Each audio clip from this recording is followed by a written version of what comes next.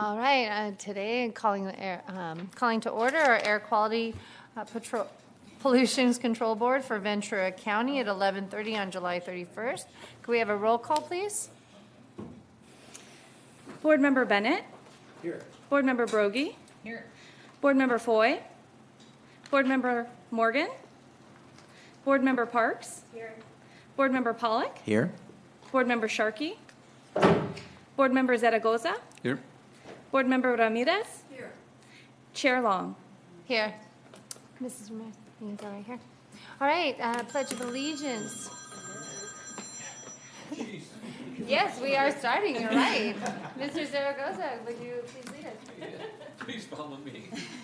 I pledge allegiance to the flag of the United States of America and to the republic for which it stands, one nation, under God, indivisible, with liberty and justice for all. Thank you very much. I need to get a motion to approve the meeting for the Air Quality Board on Tuesday, June 19th. So moved. It's been first and seconded. All in any discussion? All in favor say aye. Aye. Motion's been approved. There's no no's. Okay, the agenda review. Any changes to the agenda? Seeing none, we'll move on to public comment. I have one for item number 11. Is there any other cards? Okay, we'll wait till item 11 comes up. I just figured it's timely that way. Any board comments? I have a comment or Yeah. two. Okay. Okay.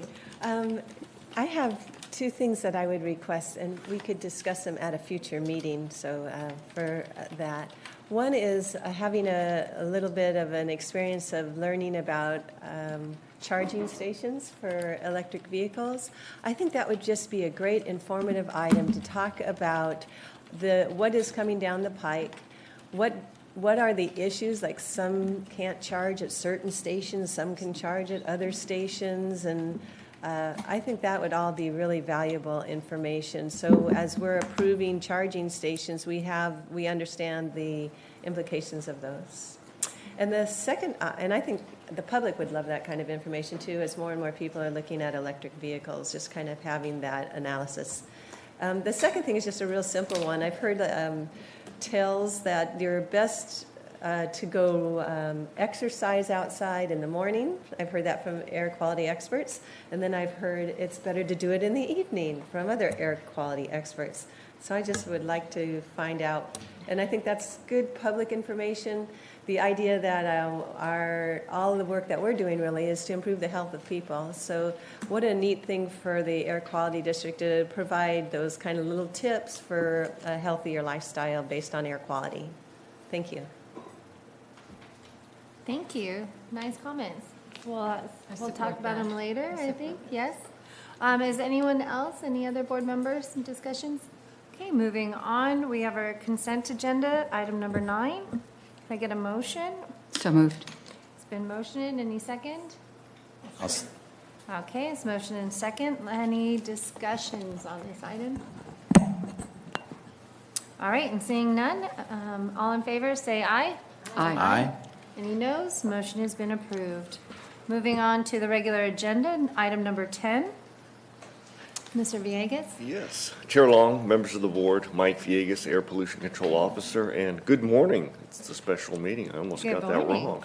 In March of 2017, the California Air Resources Board promulgated a new regulation to reduce methane from oil and gas operations. Methane is a very potent climate change gas. It has a global warming potential of 25 times that of carbon dioxide when you look at a 100-year analysis.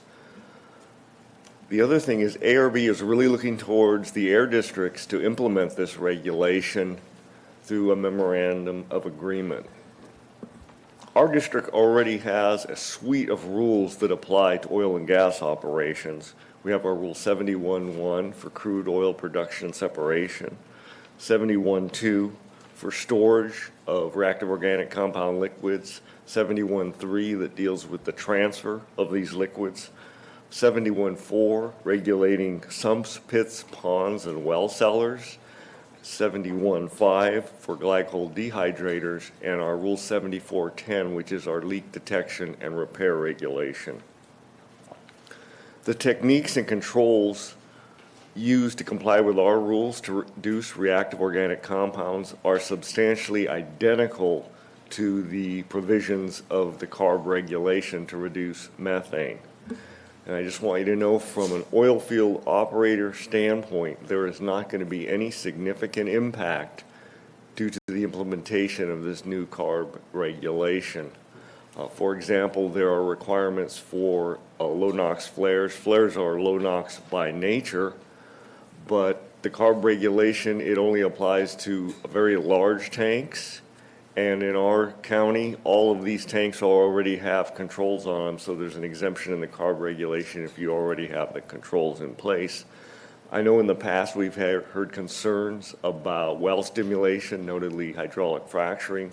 One benefit of this CARB regulation is it very clearly lays out that those flowback fluids need to go in what they refer to as a circulation tank with controls. So should this type of operation occur in the future, I think we have a very good regulatory framework to deal with it. Our staff already implements the vast majority of the provisions of the CARB regulation through our rules, and basically by doing it, we're going to reduce duplication of effort amongst government agencies and save money for the operators.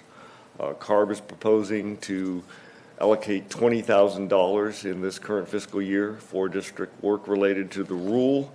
And just to let you know that things have been moving at breakneck speed in Sacramento, and they needed to encumber those funds by June 30th.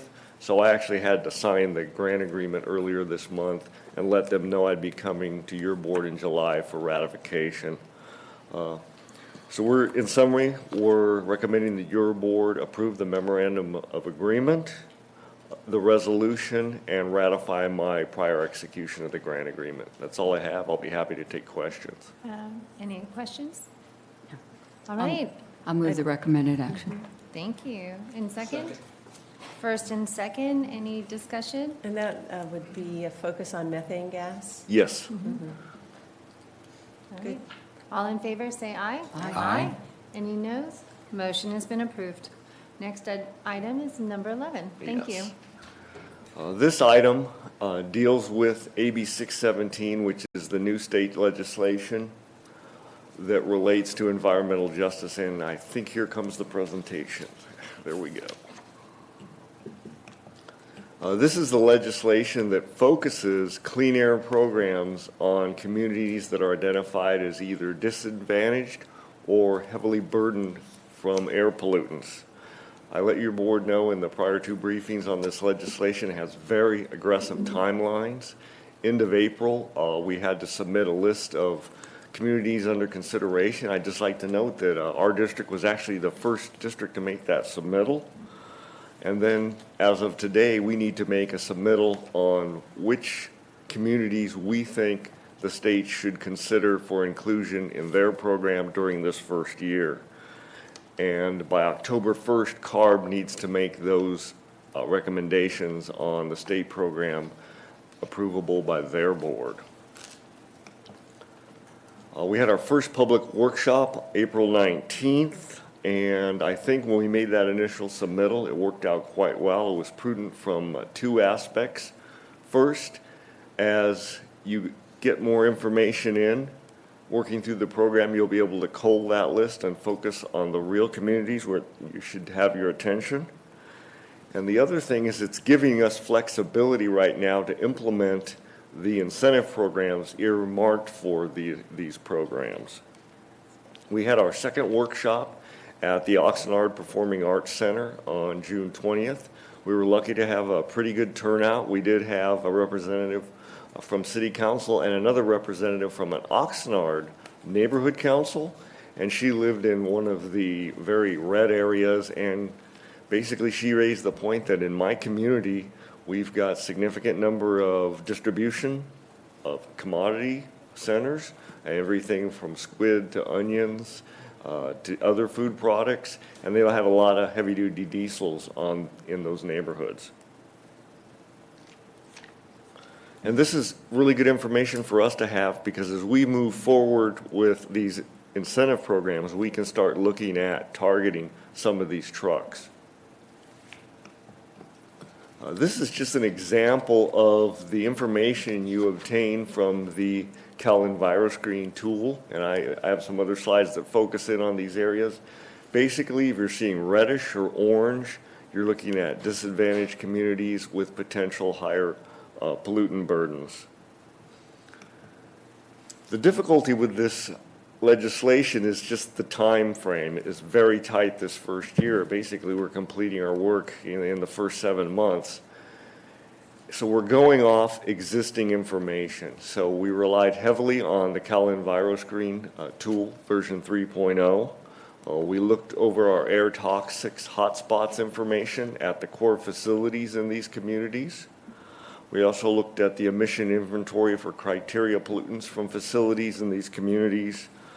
And community input was very important. As a matter of fact, one of the early meetings that was sponsored by CAUSE and a statewide environmental justice group, we heard from Santa Paula residents, and they just said, we would like to be included at least for consideration, as we were basically designated as disadvantaged on the prior version of Cal EnviroScreen, the 2.0, but not included as such under the current version 3.0. And the one thing to keep in mind is, as we work through this progress, we're going to have additional solicitations from ARB for information. We'll have more information as we go through the project in the future years. The Oxnard area, what I did is I took the Cal EnviroScreen data and I backed out issues such as landfills, water quality issues, just looked at traffic, particulate matter, ozone, diesel particulate, and health issues associated with air pollution such as asthma rates, low birth weight, and cardiovascular disease. And when you really boil it all down and you look at the number of facilities we have in Oxnard on permit, I think the greater Oxnard region is the community we should nominate to the Air Resources Board for consideration in this first year. That said, I realize there's probably going to be anywhere between 5 to 10 communities designated by CARB in the first year.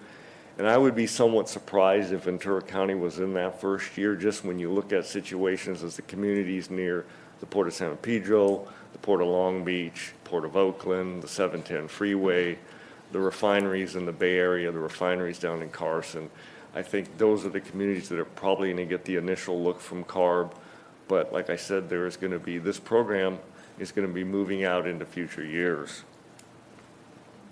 And the other thing that's very interesting, in some of these census tracts in Oxnard and not in others, we're seeing elevated asthma rates. Matter of fact, the 95th percentile in the state based on ER visits. And that jumped out at me. I worked with public health. They keep their data based on zip code. And sure enough, in 93030, they're seeing a high number of, a high demand for asthma services. Mike, the darker area that looks like the Colonia area, is that? That's correct. Is that because of the density and also the couple of factories there too? It also includes demographics, and you have a lot of low-income housing, so that's going to definitely play in those ratings. But really what I focused on for nominating Oxnard was just kind of the pollution burden and the health effects. And Oxnard came out as the area we should be looking at. Well, that's good, if they need help, because that's really, Well- really dark there. And if there'd be more information, my daughter just went to an allergist yesterday, and so she's got asthma. But they actually tell you That's right. what is causing the asthma reaction. So I'd like to get data if that's at least possible. That's right. To understand what's causing it. I just don't think that just saying asthma, it's everywhere, is as clear as to actually dealing with what are the symptoms, what is really causing the asthma. I think we should be more preventative in any way we can with the data. It's that we extremely get. important, I Yes. agree. And also the, west of that, what area is that, west of, across, is that, That would be, that's Fifth Street running Oh, okay. across where you, and then so up there, it's kind of interesting because you're really looking at where the Mandalay Power Plant is, McGrath. okay. There's some farmland there, and I think some of that, and then Yeah, and you can see the airport there, and Okay, that makes sense, yeah. so And then basically down- what I'm proposing is we look at the greater Oxnard region, because Great. when you really look at it, Oxnard is dealing with pesticides, low-income neighborhoods, and some of this makes sense. You do see high pesticide application rates when you go down into the data. The other thing that makes sense is as you move to the south, you see an increase in diesel particulate. That's where you have the distribution centers. That's where you have the port. That being said, we have a port that is very proactive on sustainable freight measures. So I think we're going to have a very strong partnership there to address some of these To help us issues. out. Well, and then also, if your fields aren't being managed and there's dust and dirt, that is also an allergen that creates asthma as well. So I just want to, I mean, and your heavy-duty diesel trucks, you know, I think there's many ways to cut the pie and how to get the most out of it. So Absolutely. if we can reduce anything, I would That's right. appreciate it. That's right. Could I ask a question? This is not available, your presentation not available on the agenda, correct? I don't see it here. No, I can certainly Would email. you could send it to all of us? Yeah, absolutely. Well, we'll put it for public as And well. also, I Yes. post these on on our website also Yes. after. That's the right. Okay, meeting. terrific. And I've, for a long time, been looking at Cal EnviroScreen 3.0, and Oxnard is heavily burdened with a lot of things, not just what we are discussing here, but pesticides, and we have a Superfund site, et cetera, so totally support this. Thank you. And getting that information to us, I And- think, is extremely important. The public health information, is that available to the public, or do you have it in some special? I've got actually, I have the email from Public Health, and they actually prepared a few slides for me, just showing their comparison, looking I'd at love zip to see code. I'd be that. happy to forward that to you. Thank you. Thank you. Thank you. Another area that we'll look at in the future is the Ventura Avenue area. Definitely not any red areas here. And one of the difficulties in this legislation with these very tight timelines is, you know, we did our outreach to the Oxnard Neighborhood Councils and in Ventura, the West Side Community Council. And with these timelines, if you don't hear back in a timely manner from members of the public, you've just got to keep the process running and knowing that we'll be able to do more in the upcoming year. And lastly, we'll also be looking at the Fillmore-Piru area. And what's interesting there is I think we're just going to have to see how the whole Newhall Ranch impacts that region and see if there's any, we're just keeping an eye on that because that is a substantial change in basically the makeup of that community. Just, you're basically building a new city. So this afternoon, I'll be sending up the submittal to CARB. I'm going to add one sentence in that we're going to be providing additional information in future years based on CARB solicitations. And certainly, we need to be reaching out to the community now. Now that CFROG has received nearly $500,000 in funding to do community monitoring, we need them at the table. Certainly industry, because they're the ones that are going to help us implement these programs. CAUSE is very active. Definitely the general public, the neighborhood councils are a big help in Oxnard. Certainly public health, and we just have our new egg commissioner, so we need to sit down with him. And just as a fortuitous bounce, yesterday EPA sent their new grant person down to meet with us, and with the tight budget at EPA, she used to be the asthma educator. So what a great connection to make right there, and she's going to definitely be helping us out. The next step for us is in January, we need to submit a schedule to CARB for implementing best available control technology for the large facilities that are subject to cap and trade that are located in these communities.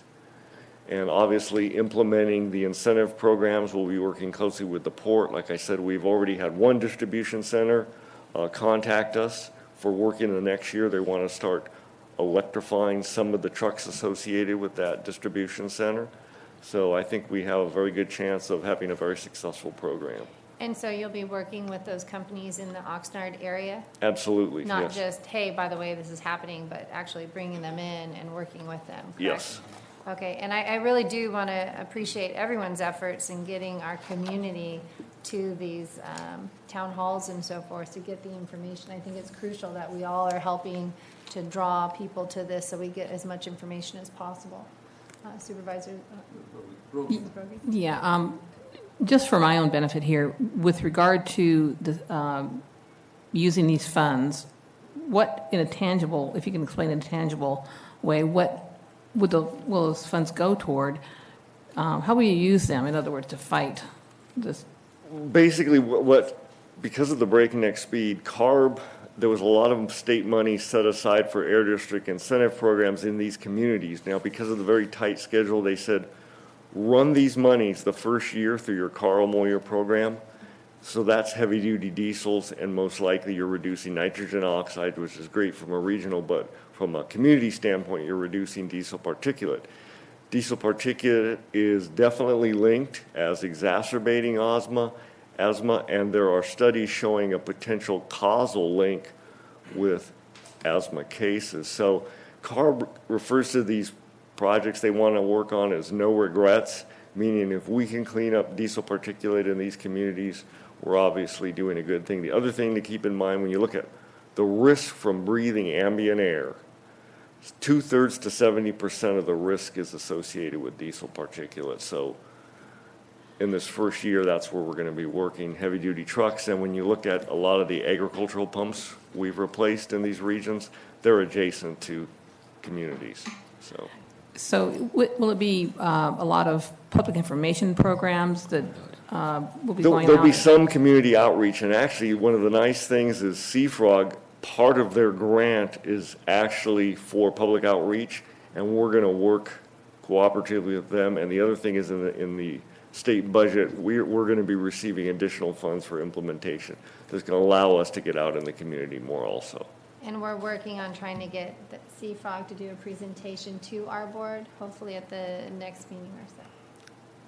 Yeah, I've tentatively let them know that Yeah. would be September 11th. September 11th. All right, I have a speaker card if there's no other more questions. Giles Pettifor, or we can ask questions afterwards too.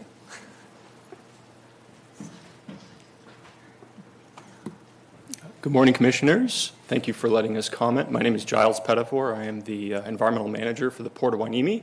I'd like to point out that our Commission President, Marion Rooney, is here in attendance as well.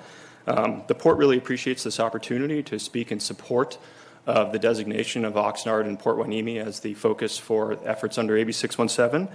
The Port specializes in agricultural products and automobile movement.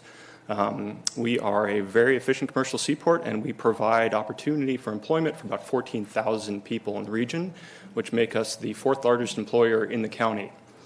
The port has a long history of environmental stewardship. Going back to 2012, the port developed and began implementation of an environmental management framework, which is a multifaceted sustainability program looking at everything from greenhouse gas emissions, energy usage, air and water quality, soil and marine resources. Air quality is obviously preeminent in our minds as it's the most direct impact with our local community.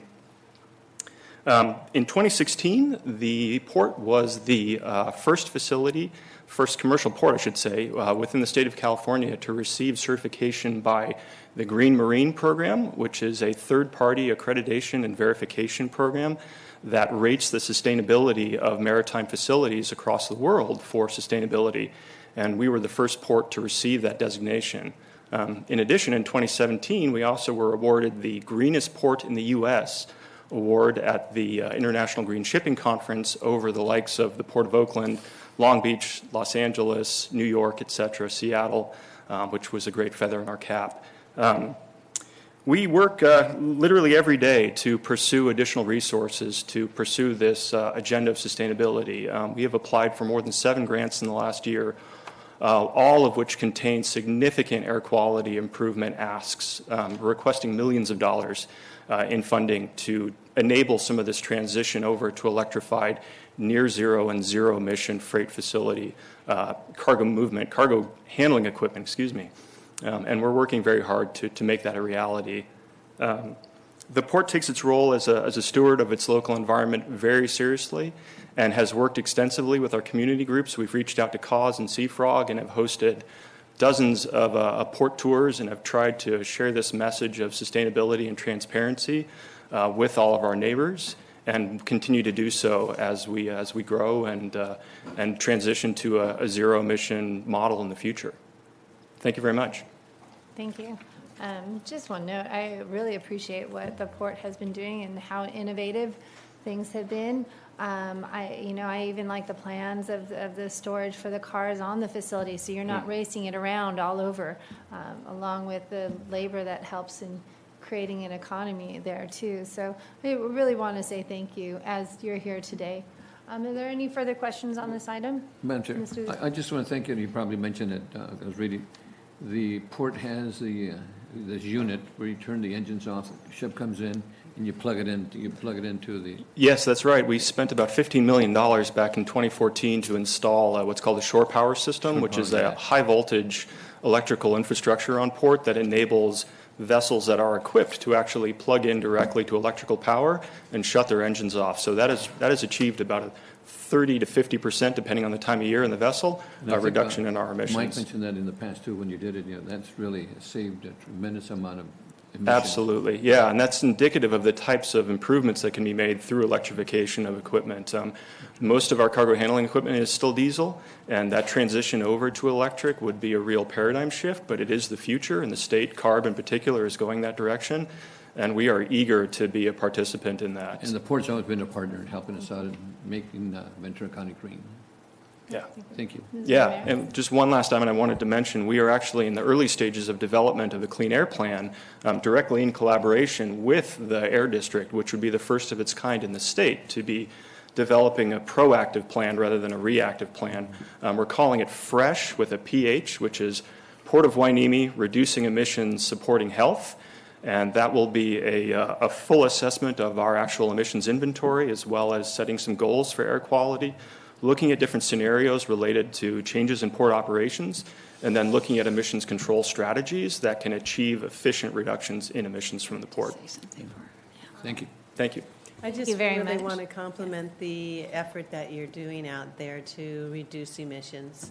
I don't think the average public realizes how much of the pollution that we get, particularly NOx, comes from ships. And to see the percentage of our county is the majority of it's coming from ships you don't see, but certainly even the ones we do see, it's nice to be able to know that you're doing this great effort. Yes, we're working very hard on that. We do know that a significant portion of the NOx in the basin comes specifically from vessels in transit down to the ports of Los Angeles and Long Beach that do not visit the Port of Hueneme, that are the larger types of vessels. So, yeah, it's a very good observation. Thank you. Thank you. Thank you very much. I just wanted to also thank the port and the port officials for really working on sustainability and cleaning our air. And I think it's a tribute to the leadership there. I just wondered if at some point we could find out what the other ports are doing. I know that it's a really big issue in Los Angeles with the trucks on the 710 freeway where I used to live. So really appreciate those efforts, and I know there's more to come. Thank you. Wonderful. Well, on that, do I have a motion to approve as staff recommended? So moved. And a first and a second. Any further discussion? All in favor say aye. Aye. Aye. Any noes? Motion has been approved. Item number 12. Thank you. This is a kind of an esoteric item. Basically, we're making a SIP submittal to basically check a bureaucratic box here, but under the Federal Clean Air Act and the 2008 ozone standard, there are classifications for non-attainment areas that are marginal, moderate, serious, severe 15, severe 17, and extreme. And with each higher classification comes additional time to reach attainment, but more stringent requirements. New Source Review is the program that reduces emissions from new and modified facilities in a region. Federal New Source Review applies to non-attainment areas such as Ventura County, but it deals with new major sources and major modifications at these large facilities. And with that, I will open up the public hearing. Basically, the implementation rule for the 2008 standards said that states and air districts needed to make a submittal showing that their rule met all the requirements for their non-attainment classification, in our case, serious. Now, about that same time, EPA actually promulgated a regulation approving our rule into the state implementation plan, and also as federally enforceable rule. Our position was, well, they just approved our rule as a serious non-attainment area. This obviously fulfills that submittal. That turned out not to be the case. EPA was sued. They lost in court, and now the states are coming back with the submittal. So basically what we're certifying is what EPA found. Our rule meets the requirements under federal NSR for a serious non-attainment area, and actually our rule meets the requirements for a severe non-attainment area. The reason for that was, in 2004, there was legislation enacted that basically said that no district can revise their new source review rule to be less stringent than it was on December 30th, 2002, which was the date right before EPA made some changes to their program that California legislature did not feel were appropriate. So basically, we were locked in at severe because that's where we were with the old 1-hour ozone standard. So our rule meets both of those sets of requirements. That recommendation is your board approve the resolution certifying our determination that it meets the requirements. Thank you. There is no public comments, so I will close the public hearing. Any further questions from our board? Yes? Very quickly, can you say what the current situation is with EPA? I just anecdotally hearing that the requirements are going to be loosened up and allow more air pollution. Do you know anything about that? There's actually a large number of initiatives underway with the new EPA. They are again looking at new source review, but once again, we have that legislation, the Protect California Act of 2003, that basically locks us in. There are some, the big one you're reading about in the paper, and I'll talk about it later, is there's talk about reconsidering the tighter ozone standard that was set in 2015. I have an item on that. And then you're also hearing about potential litigation if they make a determination that California does not have the authority to set greenhouse gas emission standards for light-duty vehicles on their own. And that is really kind of the core of AB 32 and the California car standards, which in essence, EPA is saying those are mileage standards, and California is saying no, they're carbon dioxide standards, and you know, it's eye of the beholder issue, I guess, but that one's probably going to end up in court. So those are the main initiatives I'm aware of. Thank you very much. Do I have a motion to approve as staff has recommended? So moved. And a second? Second. It's been motioned and second. Any further questions? All in favor, say aye. Aye. Any noes? Motion has been approved. Thank you. Item number 13. Yes, this is just a very quick item. It's an amendment to a grant that your board authorized us to participate in. Basically, under AB 32, ARB was encouraging the use of biodiesel. However, biodiesel, the early versions especially, increased nitrogen oxide emissions, which is exactly what you don't want to have happen in a non-attainment area such as Ventura County. So they provided us with mitigation funds for that. Then right after we went to your board for approval, they contacted us, said, we have another $76,000 for you, but you need to sign the grant agreement right now. So I'm seeking your board's ratification to accept those additional funds. Thank you. And due to the budget item, it requires 4 votes out of 6 to affirm. Is there any further questions? We got a motion. I'll take a second. It's like an auction here. A motion and a second. Any further discussion? All in favor, say aye. Aye. Aye. Any noes? Sold. Motion has been approved. You know, we have to make this stuff fun, or it's just going to get stale. Item number 14. Okay, this is one of the items. Well, you asked about some initiatives at EPA. In the last days of the Obama administration, EPA took action to make the ozone standard more stringent. It was 75 parts per billion averaged over 8 hours. In October of 15, it was set at 70 parts per billion averaged over 8 hours. On June 4th of this year, EPA issued a final rule that would designate Ventura County as non-attainment, classify us as serious for the new 2015 standard. And it looks like, looking at now that the clock has actually started with this movement, we would have to submit our next air quality management plan either in August of 2021 or August 2022. I just want you to know that this is one thing the new EPA definitely got right in setting us at the serious level. How these standards are looked at for compliance is based on the design value, and it's very simple. You look at a 3-year average of your 4th highest reading in each year.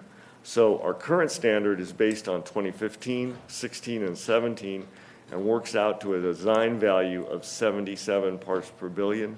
We need to get it down to no more than 75 by 2021, which means we're going to have to, basically the last years we can look at are 18, 19, and 20 for compliance.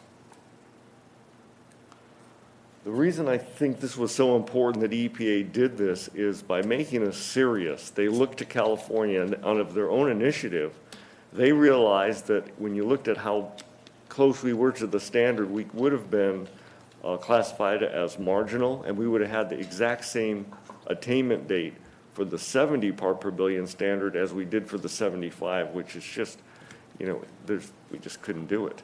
So we would have had to go through quite a paperwork exercise to get additional time. So I think this was a very prudent action on behalf of EPA, and I did send the letter to the acting administrator noting that. Well, and it doesn't mean that if we can attain 70, we're going to try to attain it. That's right. It just means that we don't get fined if Simi Valley and Ojai, if they're the highest points, that they're not going to charge us if we're still working on it. That's right. And to let you know, if we can attain prior to that, certainly we're going to, and we would certainly submit a request for redesignation. Just to give you the current ozone data, this is what the 77 is based on. It's based on 15, 16, and 17. And when you look at 2017, you can remember those 2 heat waves we had last summer. I mean, they were extreme. And when you look at the reality of making it by 2021, we need to have 27, that 81 part per billion, it needs to roll out of the 3-year window if we're going to make it. So we cannot have any more summers like that. And once again, Mr. Villegas, can you say if there's any impact of the fires we've had on any of this now and in the future? Actually, with the Thomas Fire, no. It occurred, it started December 4th, ran through, I think, January 12th. That's outside of the main smog forming season. Mostly particulate. During the spring fire, we did actually see elevated NOx. That was in the Conejo region, and we picked up elevated NOx at our Thousand Oaks station. It's a little more difficult for us to make a case to EPA to put that data out from a fire. If it's ozone based on elevated NOx, it's pretty straightforward for us to get the elevated particulate matter out. And we're going to have to do that with the Thomas Fire. Supervisor So Mike, what, the Sirius deadline, what is Sirius going to do to us? Basically what it says is we need to meet the 70 part per billion standard by 2021. Now, the fact that it was effective in August means that we have to look at a full year data, so really we're looking at the 3 prior years to that, which would be... Is it going to give us any more money or what? Actually, it does. The higher classification will increase our federal grant. Okay. So that's helpful. And the other thing is what you just learned from the prior item is our rules are set to comply with severe. So should we get to this date and be right on the cusp, we could ask EPA for a bump up, get the additional time. The impact on local county businesses is going to be negligible because our rules are already set at the severe threshold and they're locked that way under state legislation. So it's going to help us then? yes. Okay. But, I mean, we have had brush fires. Yes, It's not that Thomas Fire was the only fire in this region for 2018. yes. We know that there's other brush fires all over It's our happening, county, which will heighten it. And then we've also had the heat wave, and that combustion will be recorded as well. Yes. And the good news with, if there is good news with fires, generally that's the Santa Ana season, which kind of coincides with the start of football season. So we're getting to the tail end of smog season then. So generally, the wildfire NOx is less of an issue to us. It's the particulate matter. Good. Any, That's it. is this, you're right, we stopped you, or is this it? That's my All right, is there any presentation. further questions? Can I get a motion to approve as staff recommended? So moved. Second. Motion and second, we're beating each other. Any further discussions? All in favor, say aye. Aye.